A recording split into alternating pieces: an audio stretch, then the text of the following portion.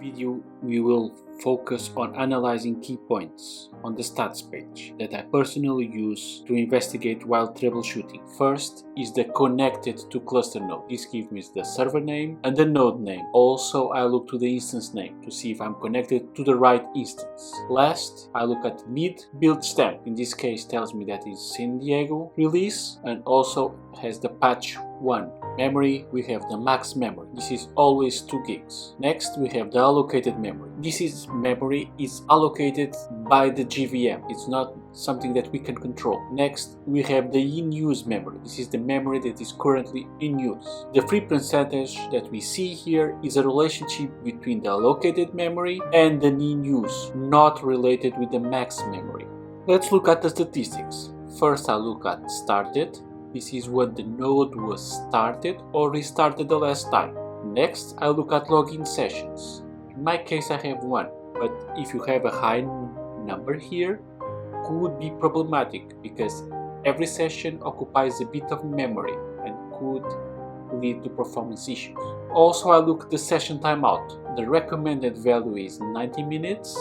Now the focus will be on the default semaphores. Available semaphores by default is 16, queue depth is 0, and max queue depth should be also 0. The difference between the queue depth and the max queue depth is the queue depth is the current transactions, is the queue of the current transactions. If you have a number higher than 0, that means that those transactions are queued, need the semaphore to process.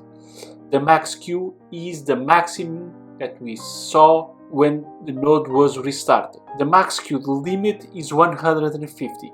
So if in the queue depth you have 150, you're rejecting transaction. Also, I look in the in-use semaphores. In this case, I have a transaction running. The first is the session ID. Next is the transaction number, the type of transaction, where is running on the thread is running, and how long is running.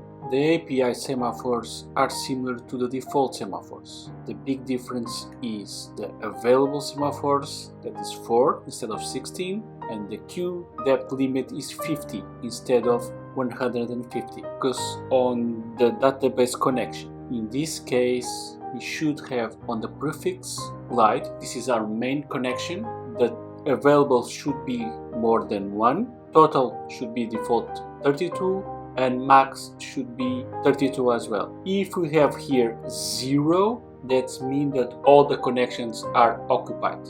For last, we are looking at the background schedule. The number of workers should be 8, and here we can see the scheduled workers, what they are running.